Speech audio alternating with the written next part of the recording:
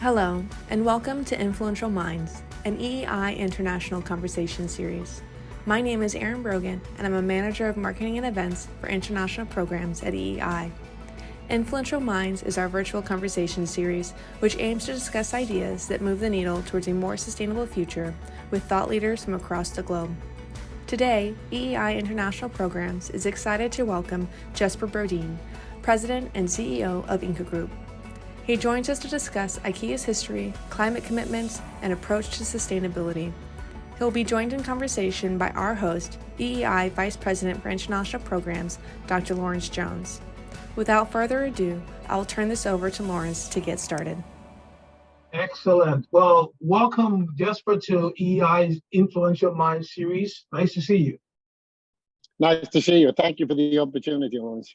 Well, before we start, I have to tell you, when I was preparing for this morning, I reflected on the fact that maybe 30 years ago when I was at KTH, I never thought I would be having a conversation with someone from Chalmers. What does that tell you about how small the world is? That you have a Chalmerist and a KTH student having a conversation about the world. It's so interesting. Huh? And I know both of us could have done this interview in Swedish, but let's not. I would have been maybe narrowing the scope a little bit. But it's good to see you. And we do share a pathway to the past and hopefully to the future. Exactly. Well, let's get straight into the conversation. So, Jesper, you're the president and chairman of the Ingka Group, IKEA. But more people around the world know about IKEA, but not Ingka Group. So tell us a little bit about Ingka Group and what is the relationship to IKEA? Very good. So basically, the Ingka Group is basically the name of the company. Interesting enough, IKEA actually not everybody knows that it's short for Ingvar Kamprad, the founder, INK, and the place he came from, Älmtaryd, Gunnaryd. So it was basically the man and where he came from. As the company was registered when he was 16 years old, his father actually had to help him sign up for the company. When IKEA started to grow, there was a holding structure set up, and the name Ingka also stands for Ingvar Kamprad. So it's basically just an identity of the founder. The company became the holding for all IKEA's operations, so most of it back in the early 80s as a structure. And today it still remains as a big share of the operations, 90% of the retailing, logistics, digital development.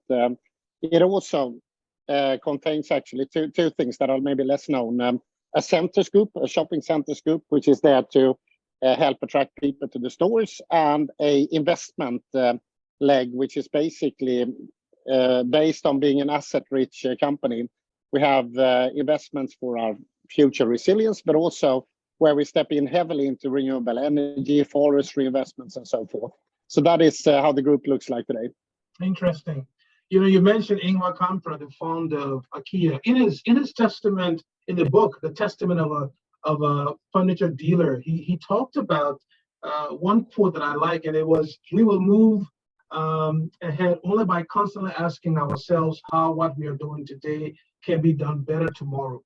And that word "better" seemed to be all over the place when it comes to IKEA. You know, there's a better vision, there's a better world, everything is better. What does better mean to you in IKEA's 174,000 co-workers? Well, you know what? When I went to school, I learned that it's good, better, best.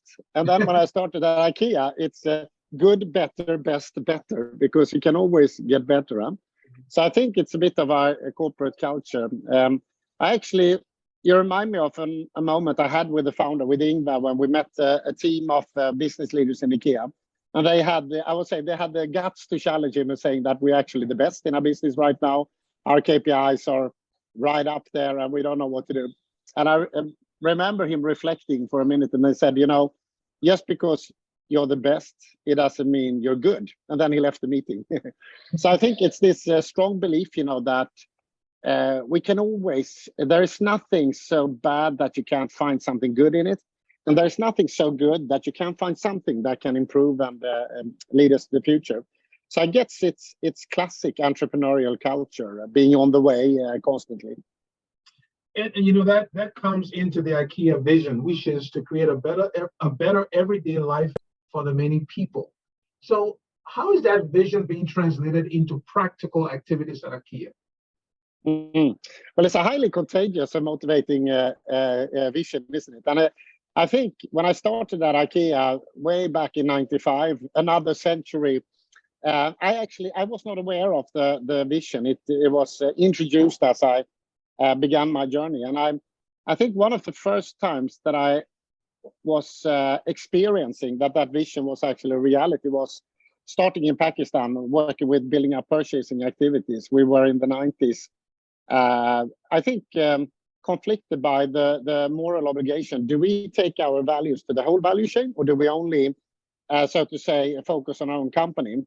So if you like, that was the first time we took a collective decision that if we truly offer the money and to create a better life, we need to include everybody in our value chain. So I would say it's a real felt vision, and it's owned by the community of people in IKEA. So it's I think it's a strong part of our culture to actually be for better lives at home, but also be for people in our value chain and include them, which doesn't make things necessarily always easier, but it's in a modern context of running a company, I think is the only way you can be successful with your brand, with your cost, is actually to include people and planet in the betterment of what you're doing.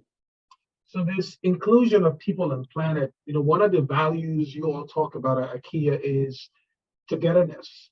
And I'm just wondering, what ties together the quadruples of better home, better life, better planet, better company? Those 4 things that are supposed to be better. How does togetherness work in the context of IKEA? Very good. Well, I think, if you would take out any of these 4 that you mentioned, the system wouldn't work, right? So first of all, we are focusing on the purpose is for us, of course, to make homes better for people. And that's the way we contribute to better lives. You could say that is a distinction we try to make, the distinction between selling stuff or actually making homes better. And when you make homes better, you need to include a lot of other dimensions, like true affordability, longevity of your products, and so forth.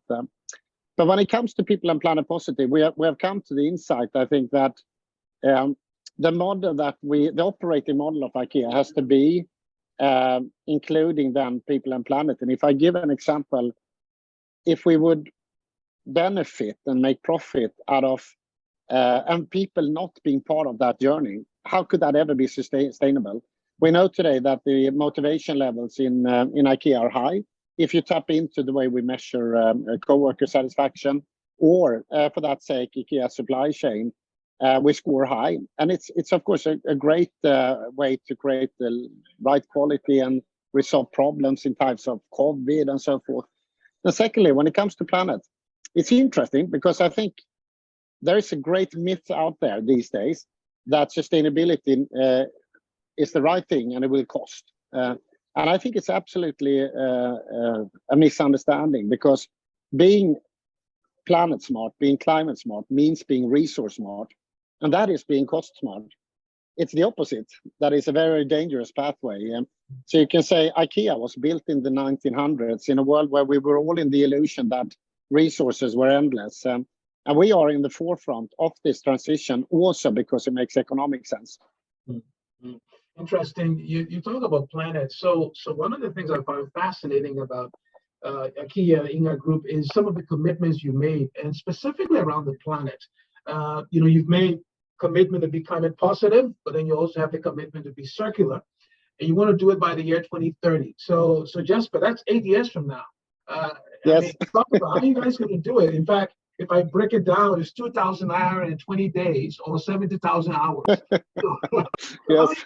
Thank you. How are you guys going to get it done and still be profitable? Because that's the important part. Can you do it? Yeah. Absolutely.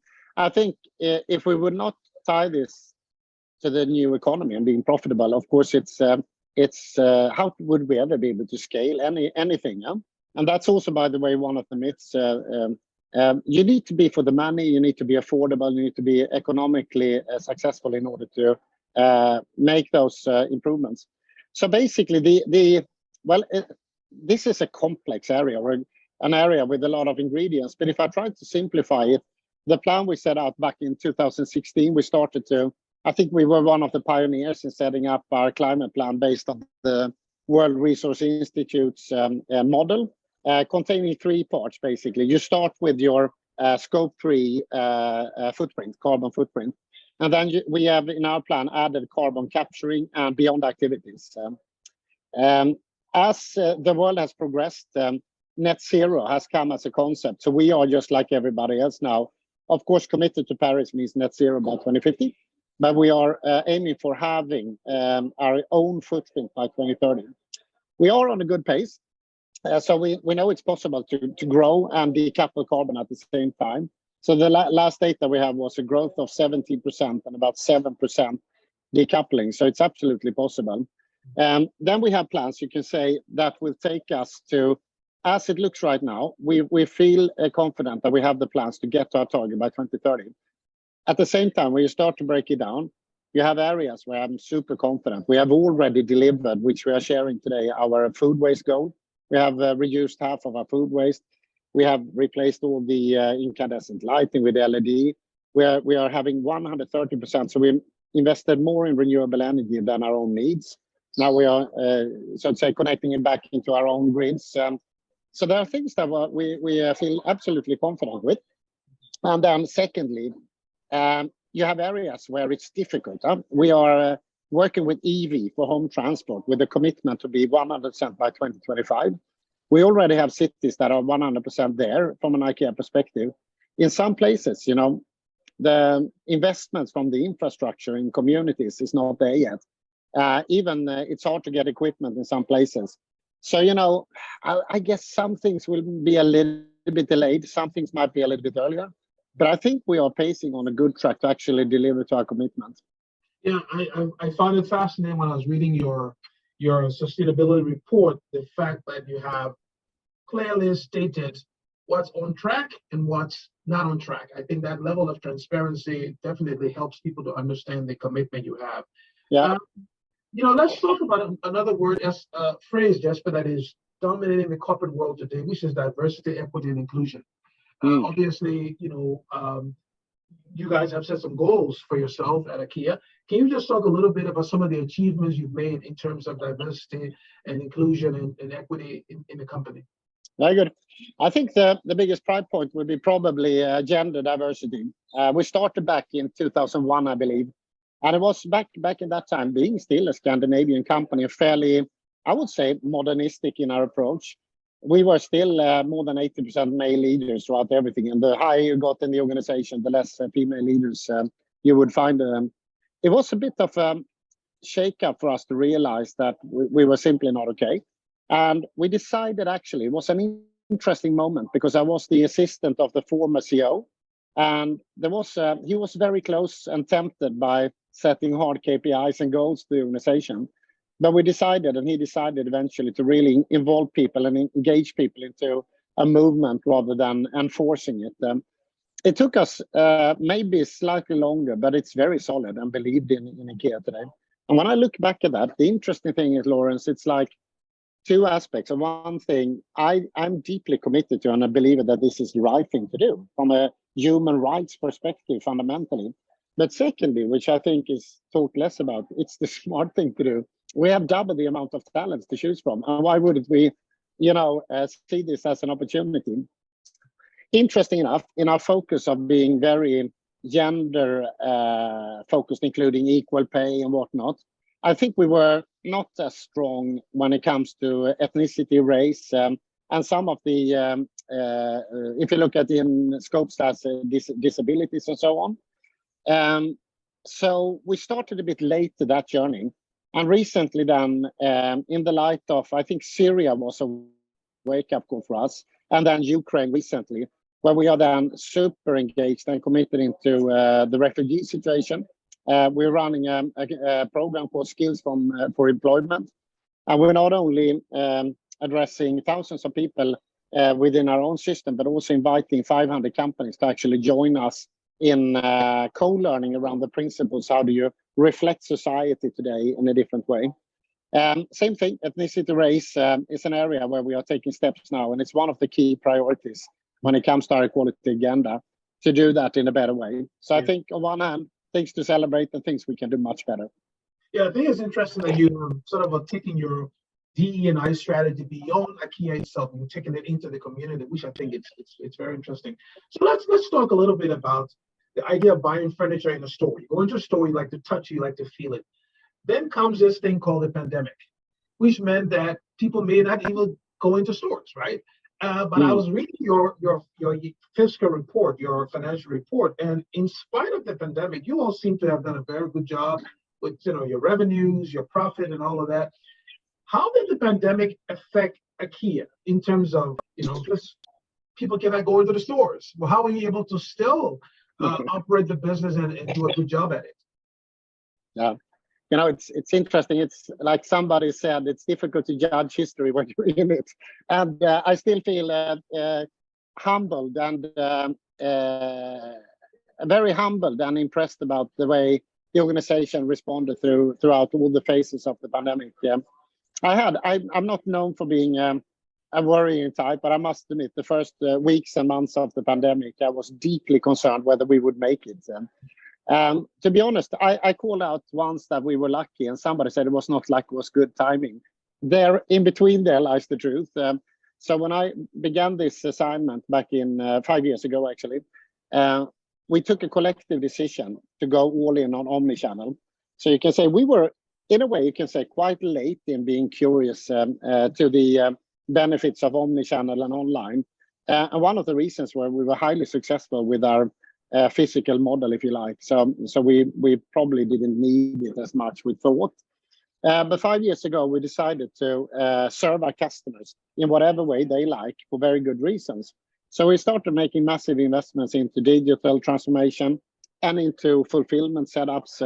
We found our way in IKEA, our unique way, which was a bit lucky because the IKEA stores are really built with a full capacity warehouse. So you can pick up any type of product today. You don't have to wait for 8 weeks for your sofa, so forth. So as it turns out, we have more than 400 locations and warehouses free of charge, if you like. So what we needed to do was just to enact them and enable them, which wasn't an easy thing. But when pandemic hit us, we were not done, but we were rolled out of e-commerce in almost all our markets. And we decided to take a 2 years integration and rollout plan and do it in 6 weeks. And we didn't fully succeed, but almost. So as we had, as you said, periods of 100% closures, we actually managed to defend our volumes. We dropped a little bit on the down below the 100 index in sales during the worst periods, just to catch up again as we got the machine trimmed and running. And here we are. Before pandemic, we were running on 6%, I think, e-commerce share. And we of course, have been up at 100% during periods. But we are running on approximately 25 to 30% today. So that was a leap that the pandemic basically helped us get our act together.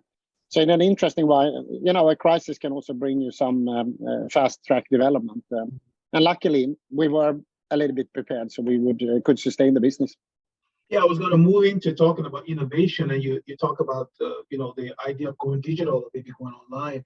But if you set aside the digital aspect, Jesper, talk a little bit about innovation at IKEA. What is it at Ingka Group? Talk about innovation. How does it look like? Because we see all these nice furnitures and we see all these nice beds, but behind the scenes, what's the innovation culture at IKEA? Yeah. Well, I think if you ask us in IKEA, we would probably be at times quite self-critical. I think we're not doing enough and we're not bold enough. And I remember the founder actually said he would like to award the biggest mistake in the company every year with $100,000 award. And then he looked at me and said, probably you will get it every year, so I'm not going to do it. So in any case, I think it's, I would say it's twofold. We have a good improvement culture that we spoke about coming from the better, so always being there tuning things. And then I think we have had traditionally always an appetite of wanting to try things and do things differently. And in recent times, I think the coolest 2 tracks that we have is the omnichannel development.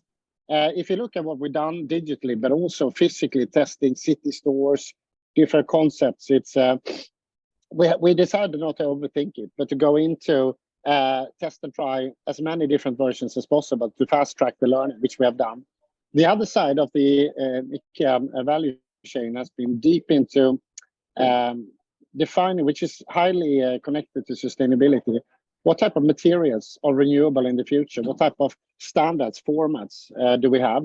IKEA's, of course, we are famous for that. Customers do part of the job themselves by assembling furniture.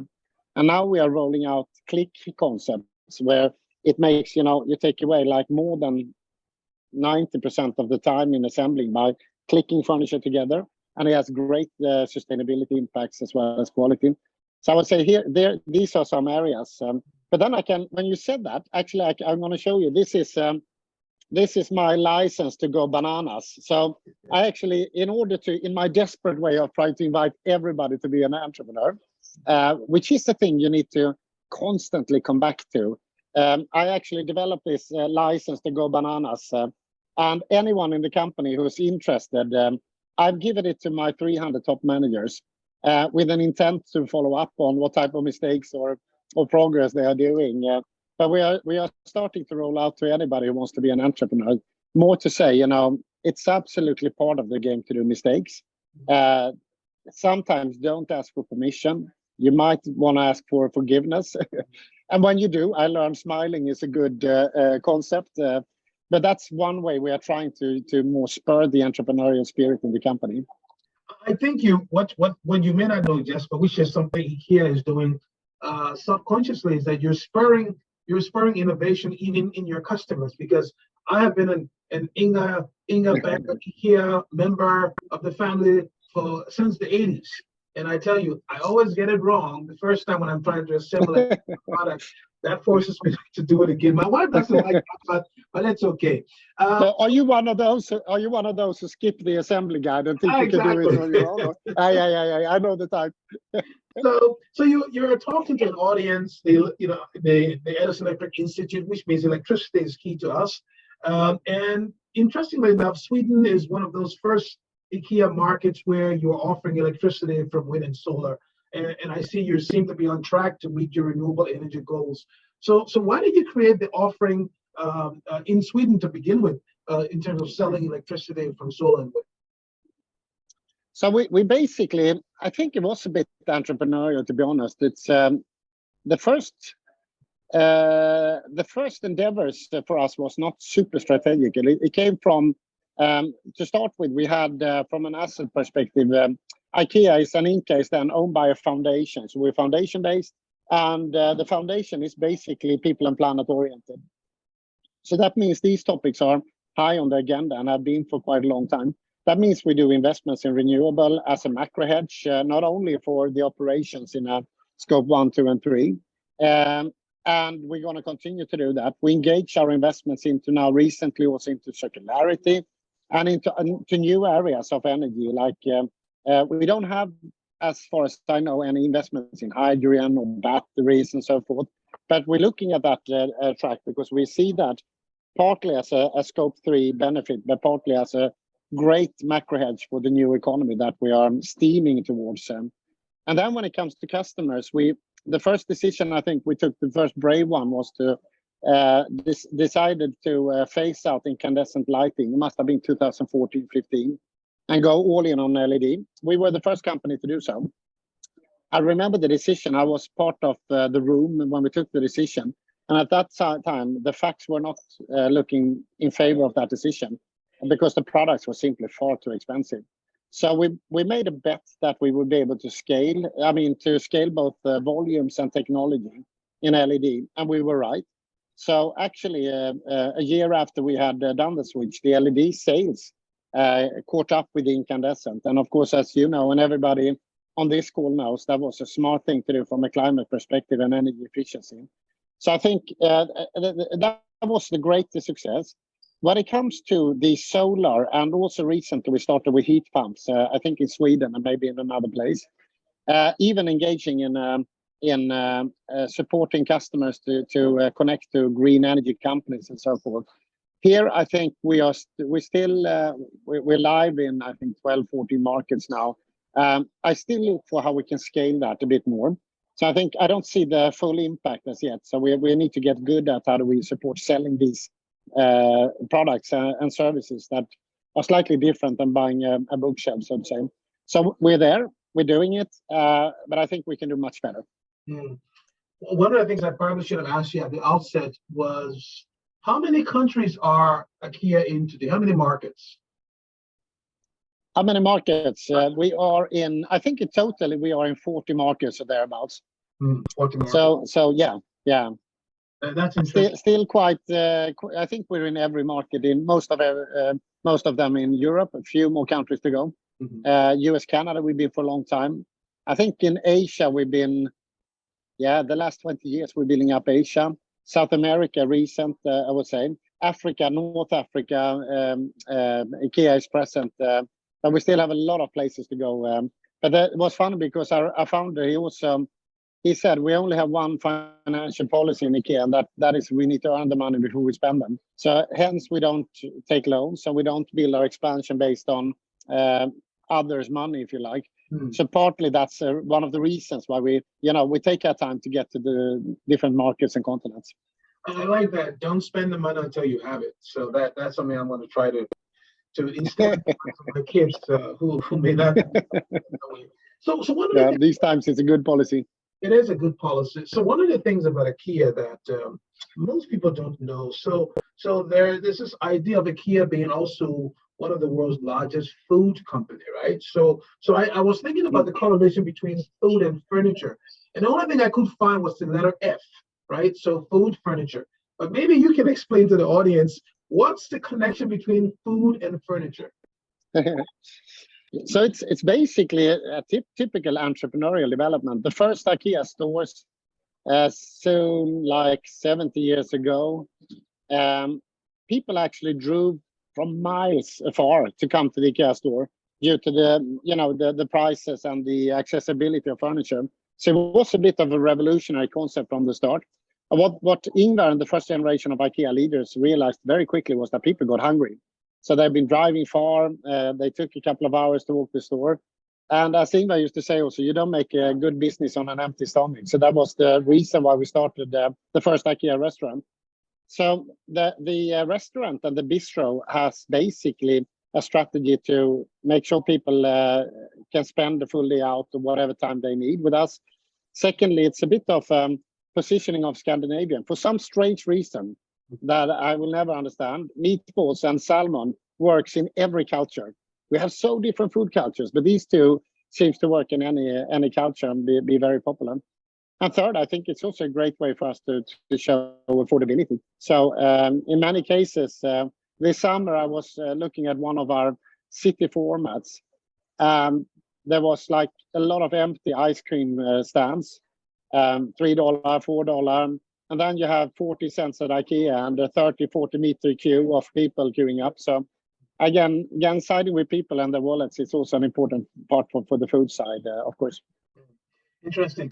So this series we've started, it's called Influential Minds. We've talked about IKEA, and obviously we invite guests who we believe are having an impact on the world through either their business, through their own entrepreneurship, through their mindset. And we wanted you here, Jesper, because we've now talked about IKEA, but I want to talk a little bit about leadership and to talk a little bit about yourself, but even get to understand Ingvar better, because he certainly was a leader before his time. So you've been with the company for over 20 years, and you've also held multiple leadership positions. So first of all, in terms of yourself working with Ingvar, what was he like? What were some of his values that you think still today resonates across the company? Wow. So yeah, it's an interesting question. I think before I met him and before I worked with him, and I'm saying this because I think it could be interesting in particular for younger leaders, I had sort of an illusion of how he would be like, or top leaders, CEOs, people in the management group. And I think the thing that after working close to them for a couple of years that struck me was that he and they were more human than I thought, less perfect. The emotional aspects, the mistakes, all of that was made me change my view on the humanist behind the leader, so to say. Then on the other side, one of the things that stood out for me was the commitment, level of commitment. So like Ingvar, the top leaders at IKEA, their level of commitment, their capability of staying the course even when you had 2, 3, 4 disappointments along the way. That was something that impressed me deeply. And when it comes to Ingvar, there was a combination of his hunger and appetite for development, but also he was very authentic. He was very vulnerable in a way. And that's something, I felt if he can be himself and is not playing a role of what somebody else would like him to be, maybe that's the modern way of leading. On top of that, I think he was incredibly warm. I still remember the first time I worked with him. It was a Saturday or Sunday in the office in Denmark, and I was supposed to drive him to the train. He was flying back home to Switzerland, and he insisted on buying tulips. And I couldn't understand why would he buy tulips and fly with that so inconvenient. And then I told him there was a flower shop next to the station, but of course that was too expensive for him. So he had me drive out on the countryside in full speed, risking our lives to buy 40 tulips, driving back again, helped him get into the train on time. And when I was up there, he was throwing the flowers to me and said, "Please apologize to your wife for having you work on a weekend." So that type of course, my heart melted. And that was the type of person he was. He was very warm and generous to people in his surrounding. So which of all his leadership traits, his leadership philosophy, which one has had the most impact on you as a leader of IKEA? I would say one of them, to verify your decisions in reality, sits deeply with me. So you could see that as Scandinavian democratic approach to things, but it's really a smart way of working. In big companies and corporations, truth has a tendency to get watered out or get complicated along the way. But if you get out there and you speak to people in the restaurant, if you make a shift and do a couple of hours in the dishwasher at an IKEA store, if you spend some time with the people at the fulfillment part in the back end, in half an hour, you will get the truth about what works and what not. What of your investments has actually reached your customers and so forth. And of course, doing lots of visits to customers in their homes. So I would say he was good at that. Before I met him, I was doing that a lot in my own leadership. But after that, there was a conviction for me to say, I'm going to spend a decent share of my time outside of the boardrooms and the management meetings to say, yeah, we're actually doing reality. So you were, like I started by saying, you've been at IKEA for about 20 years now. And we're living in a time when employment or employers or employees actually seem to be in a transient world where, they're there for 3 years and they move on.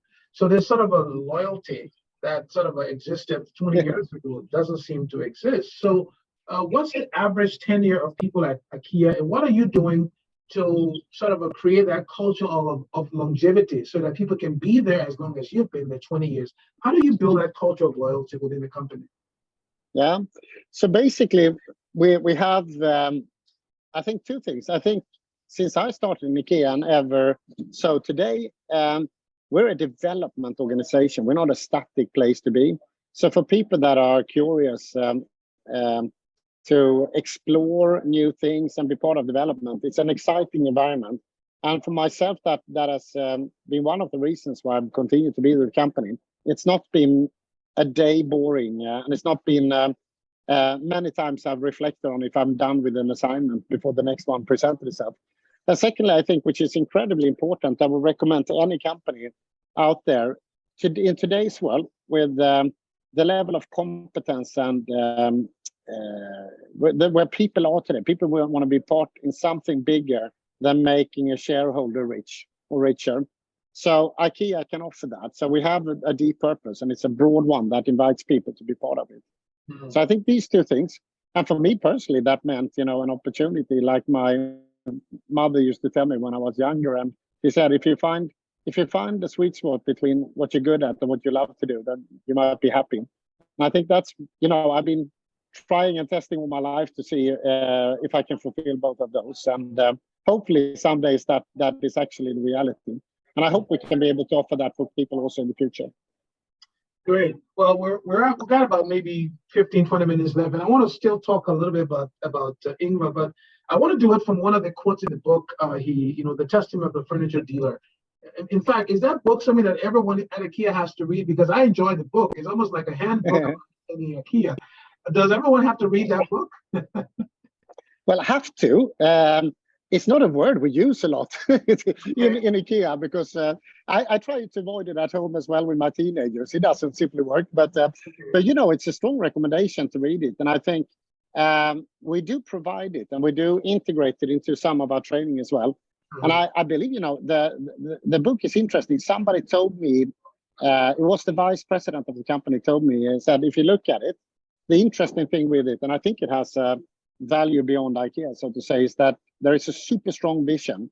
And thesis number one of the testament is basically the business idea, which in short is what we call democratic design: beauty, function, quality, sustainability at a low price. It's our formula. And then it skips strategy, it skips plans, it skips structure. No strategy, no plan, no structure. I go straight into values. And that is, I think, the interesting thing with it. And for myself, a reminder that actually culture beats any of the others any day. And I'm starting to, I think, in my own journey, to realize why it's so. Because during the pandemic, I could see how IKEA responded with speed, with very high speed on the crisis. And the journalist actually asked me, how come we were so fast in both taking decisions, but also, for instance, deciding to avoid furlough and other things. How come you did that so fast? And for me, it was interesting because I realized there wasn't top steering or a need for top steering. The leadership culture is there. People know the frames of doing the right thing. So the strong compass helped us in a time where the map was a little bit misty, I would say. Mm-hmm. Yeah. So a lot of the guests we've had on the Influential Minds are actually the authors who've written a lot of books, renowned authors. And I must say that reading the Testament of the Furniture Dealer, it was for me almost like reading a book about the future today we're living in, but written back like 30, 40 years ago. And one of the sentences in that book that stood out, and I'd like to ask you your thoughts on it, was when he said, waste of resources is one of the greatest diseases of mankind. That's a very powerful and profound statement, said at the time when the world was deep in overconsumption. What does that statement mean to you when you think about it? No, but it's I think it's so modern. It's rooted. It's interesting. It's rooted. You should know that the region of Sweden where Ingvar and IKEA comes from, one of the conditions there is quite harsh actually. So the soil is not the richest and the best for agriculture. So, and you have a lot of these the stones in the ground that required actually togetherness and collaboration to get them out of the ground. But it was also a place where you need to be thrifty to survive, basically. A lot of people, a lot of immigrants during the 1800s came to the US because of the poverty and the challenges. So that was a real felt challenge for generations. So I think wasting resource was a sin long before IKEA and Ingvar. Looking into the future, it's so interesting because when we speak about consumption, I think there's a great myth out there, which is that we can resolve the consumption topic by secondhand or consuming less and so forth, which is, by the way, excellent and very important in the outer rings, if you like, of that strategy. But what remains at the core is that we humans will consume, we will sleep, we will cook, we will eat, and thereby the big topic is really how do you create sustainable consumption. And we have today several of examples, including our mattress business where we take back mattresses, our EV, our electric, our renewable electricity setups, and a lot of these value chains that we are building now in our Scope 3 commitment is there. But the thing is, people say we have to be prepared to pay for sustainability. And as much as I, of course, understand that some of the economic curves, they don't cross yet. And it's a matter of scaling, collaboration with governments and other things to make sure we define that economy. But at the heart of it, the truth is that climate smart equals resource smart equals cost smart. And try to convince me about the opposite. Why would it be the opposite? So the only way for us, I think, to build an affordable IKEA in the future is to be sustainable. It's not the opposite. And therefore, I am, and my generation of leaders in IKEA are in a hurry to be doing the right thing, morally, ethically, to do what's right for the brand, but also to make sure that we build a new low cost of IKEA in the future, where resources needs to be taken care of in a totally different way. It's interesting. So the influence that IKEA is having in terms of influential minds is that you have 174,000 influential minds working together to sort of move us forward. So there's been a lot of books written about IKEA. In fact, when I was getting ready for this talk, I did some research. There's probably like 12, 15 books written about IKEA. But the one that really stood out to me, and I enjoyed reading, is the latest one by Maisie Skidmore with the title Us and the Planet. And what she did in that book was so eloquently, she linked some of the IKEA iconic products to 5-6 words, which I like for us to go through quickly here. So time, space, food, rest, play. So basically, from your perspective, time, and just give some of your perspective on each of those. What does time mean for IKEA in the context of sustainability? Time is very democratic, isn't it? I think time was what you make me think about. We're running short of time, humanity, in this crisis. So I think when people today, there is a high risk of cynicism in society today, not at least among the youngers, and that's scary to a large extent. The thing is, I'm not so worried about whether we're onto the solution for resolving climate change or not. We are. What worries me is time, because we started late. So the insights, I can only turn to myself. I think it was the film from Al Gore, The Inconvenient Truth, back in 2007-8. That was the wake-up call for me. And I think it's just that we all wish that we would have started this 30, 40 years earlier. Now we are indeed in a hurry, and we are from 16 to 2030, we are halfway. And we're nowhere in the halfway on the goals that we have set out to deliver to. In IKEA, I would say we are in the forefront, luckily. But as a community and as a world, in a global society, we haven't used time to our advantage. And that means we need to think differently and make sure that we have enough sense of urgency to make the transformational steps that needs to be taken in order to build a new economy, to mitigate climate change, and also, of course, to a high speed, be prepared for the adaptation that we need to see.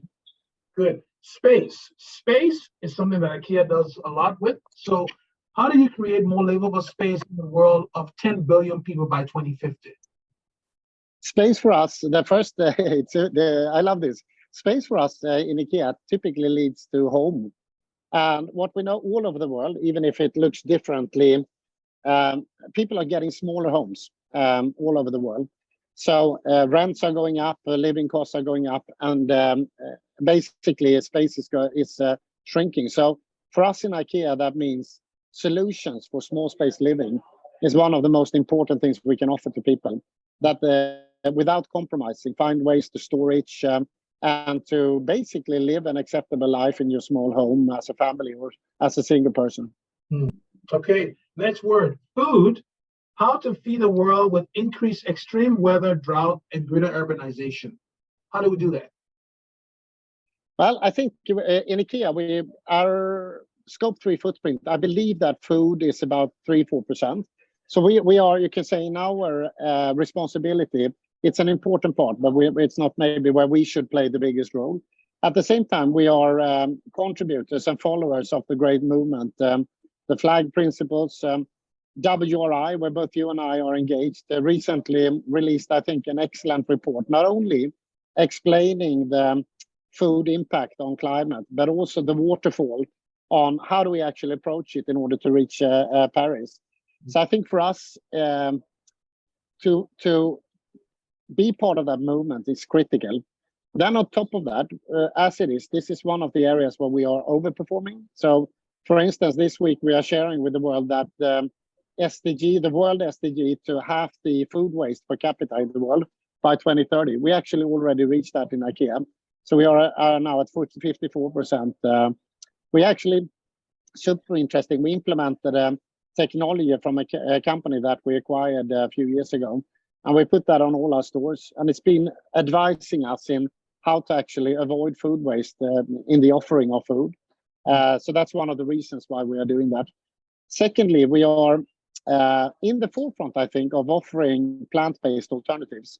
So in IKEA, a few years ago, we launched the veggie ball, the plant ball, the veggie hot dog, and many more parts of the menu. Today, it's interesting. Today, Japan is the market with the highest share, where already 40% of our customers are choosing plant-based. But if you go to Germany, that happens to be our biggest market.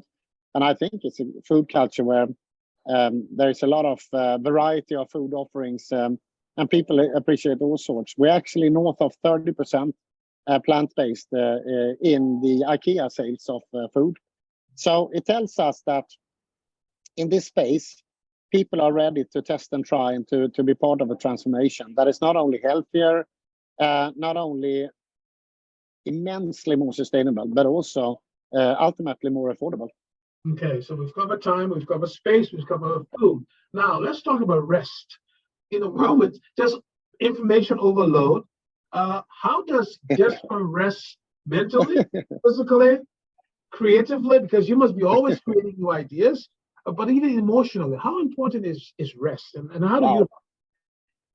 I think it's super important. I remember back in the early days of the pandemic, I remember being like in April, May, being immensely tired. I think, honestly, we worked day and night. We had crisis meeting after crisis meeting. On top of, I think, working a lot, the amount of worrying that was with me and I think a lot of people. And after a while, you will start to realize that the quality of your leadership goes down. And for me, that was a bit of a scary experience. So what we did was we actually engaged. These were the days, right, when people were isolated in so many places. So we started to work with the best coaches of using also the viral techniques to do coaching, to do meditation, starting our meetings with meditation, getting basically everybody to find ways and methods of doing self-reflection and so forth. Ever since, I think, for me, it's a reminder that you need to plan for the unplannable. And as an example, what has happened recently, the devastating war in Ukraine, which also meant a lot of burden on leaders in my closest surrounding and myself, to be honest.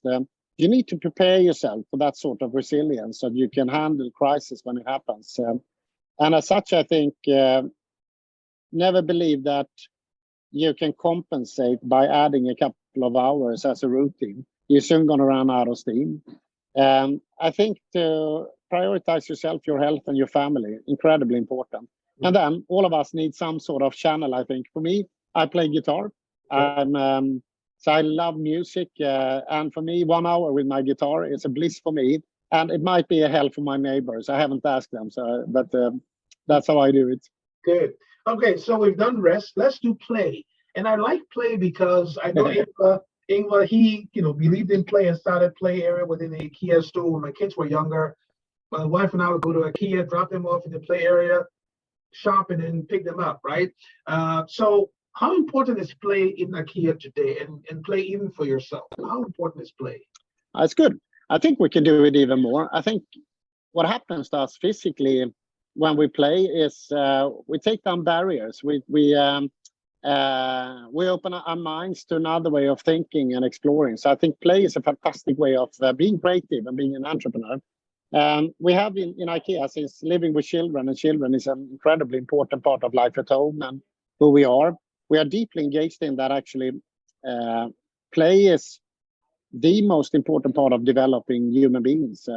So for us, play is a very serious thing, and we try to actually, through Real Play Coalition and other ways through IKEA, of course, to invite to that. But I think it's a good question, Lawrence. I think I will bring that with me to reflect if we are playing enough. These are very serious times: climate change, economic havoc in so many places, war, concerns to so many degrees, is heavy on people, and play could maybe be something we do more of in order to bring out the best of everyone. Yeah, because we get so stuck on the crisis and we forget that even in the midst of the crisis, we need to find some exhaust, and sometimes I play think so. that exhaust, right? We have a few I think minutes, that's good. Jesper, and I want to basically go back to togetherness, and I want to expand the concept briefly and say, how can we foster togetherness more globally? Because we can't solve these climate crises in isolation. So, from your perspective, you're at the UN Week, the Climate Week this week in New York, and you'll be meeting world leaders. How can we foster greater collaboration to be able to deal with some of these challenges? How can we scale up this? So basically, to start with, I think it's the important question, and I think I would be open to having a dialogue with you and with anybody to explore the answer to the question on why here. But the thing is, historically, every moment in human history where we've seen great development, it's been when people are crossing borders, where people are reaching out, where cultures collide and merge and develop. And I think more than ever before, we have realized that there is no winning for humanity unless we bring everybody along. So we are so interconnected in all our patterns here. So therefore, we need to find a totally different respect for how we actually get everybody on board. And then we realize, of course, that there are some illusions, cultural illusions, some people who play those. There are obstacles and imagined obstacles on the way. But what I think we need to do is what I learned many years ago, working actually a third of my career in Asia Pacific. And I had like a deep insight in learning that people were focusing on differences. And if we and when we and I started to shift the focus on the similarities, what we have in common, suddenly there was so much things that was not relevant from the old agenda. And in my view, I've been living in many places around the world. One thing is absolutely a truth for me is that we have the same needs, the basic needs as people. We want to be loved. We want to develop. We want to marry, get a couple of kids. We want to enjoy ourselves. Even the most basic of our needs are the same. So similarities is the way forward, and put that at the center and the heart of development. And I think we will find better solutions. And to that point also, maybe help each other to resist some of the polarization that is going on, which is not healthy and typically doesn't create any movement at all. It just creates a standstill ultimately. Yeah, we always joke and say, I started this idea where I talk about electricity diplomacy. And people say, what do you mean by that, Lawrence? And I say, think about it. We'll only have electricity when opposites attract, right? And so my idea here is that if people can have a mindset of electricity, the opposite sides will begin to attract as opposed to repel each other. There you go. Let's just wrap up with two quick questions, Jesper, more personal. So when you wake up every morning, what inspires you about this mission to create a better everyday life for the many people? Where do you get your inspiration? No, but I think, I don't think I could ever work for with a task that wouldn't have a meaning, a purpose. So for me, what you just expressed is the source of energy. How do we actually create something that is better? And at this moment, I've never before in my career felt such a responsibility, but also an opportunity to be part of something better.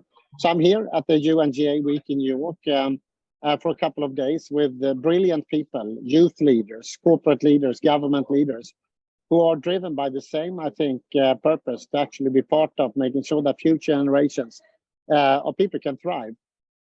And I think, that purpose gives me a lot of satisfaction.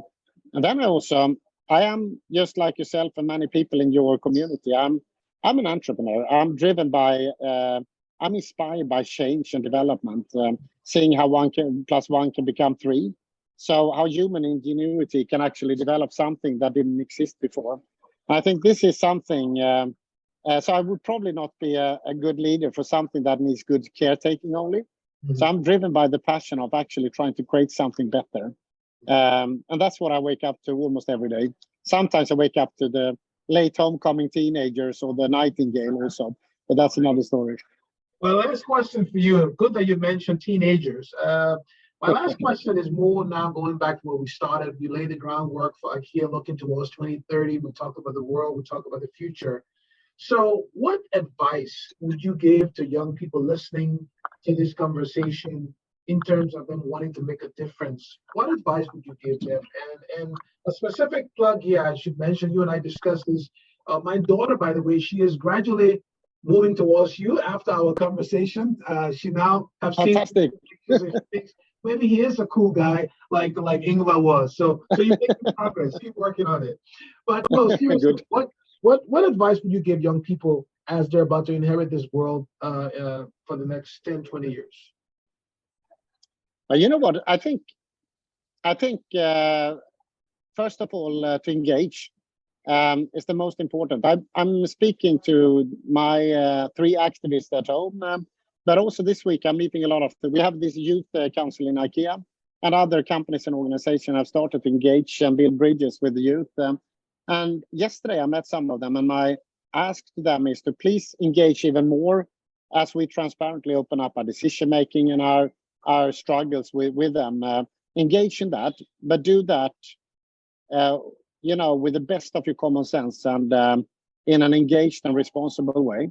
And secondly, take to the streets, raise your voices, continue to do that part, because that's important. For me, it's incredibly frustrating and motivating to see all these kids on the street expressing their concerns. And for me, they're heroes. They're out there, and in that way being responsible for the future. So I think that's an incredibly important element as well. And then I learned many years ago a model about how do you contribute to the future. There are 5 things you can do. Below, what you should try to avoid is to be a complainer or be cynical about things, because this will drain your energy. You're not going to achieve anything. Then there are 3 things above, so say the surface, the constructive way. One is that you can accept. In this case, when it comes to climate change and the future of the world and humanity, accept is not a good idea. And the second thing is you can leave. So you can leave a job, you can leave a relationship. But unless you can leave this planet, which you can't, I think leave is not an option. And that leaves only one option left, and that is to be part of the change. And never believe that you're too small or too little influential to be part of the change. So in small and in big, all of us need to basically join forces and believe that we can shape our future. Well, Jesper, look, thank you so much for taking the time from your very busy schedule in New York to sit and have this conversation on the Influential Minds. It's a pleasure. Look forward to seeing you soon, and all the best. Thank you so much, Lawrence. All the best now. Hej då. Hej då.